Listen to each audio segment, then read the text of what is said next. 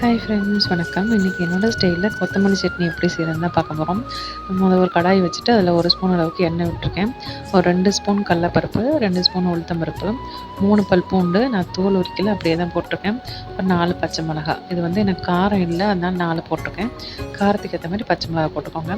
ஒரு சின்ன சைஸ் வெங்காயம் வந்து 2 போட்டிருக்கேன். ரொம்ப பெருசாக இருந்தால் ஆஃப் இல்லை, 1 போட்டால் போதும். நான் வந்து 2 சின்ன சைஸ் வெங்காயம், ஒரு சின்ன தக்காளி போட்டிருக்கேன். நான் புளி எதுவும் சேர்க்க போகிறதில்ல, அதனால தக்காளி சேர்த்துருக்கேன். கொஞ்சோண்டு கொத்தமல்லியை போட்டுட்டு நல்லா வதக்கி விட்டுடலாம். இதுலேயே நான் தேவையான அளவு உப்பு போட்டுட்டேன்.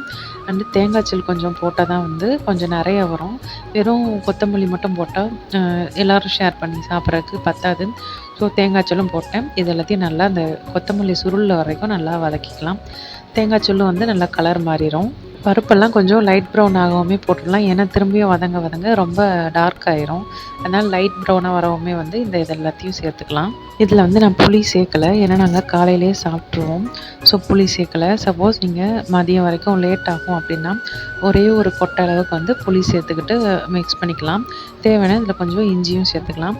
அவ்வளோதான். இதை நல்லா வதக்கிட்டு கொஞ்சம் ஆறவும் அரைச்சி எடுத்துக்கலாம். இன்னொரு பக்கம் இட்லி வந்துக்கிட்டு இருக்கு.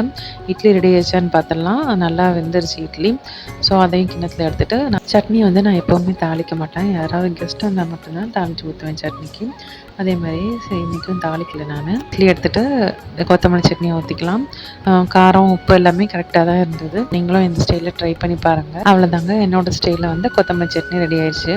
இன்றைக்கி டிஃபன் வந்து இட்லியும் கொத்தமல்லி சட்னியும் தான். அது கூடவே வந்து ஒரு கடுங்காப்பி, அதாவது வர காஃபி. இதாங்க இன்றைக்கான எங்கள் வீட்டு காலையில் டிஃபன். நன்றி.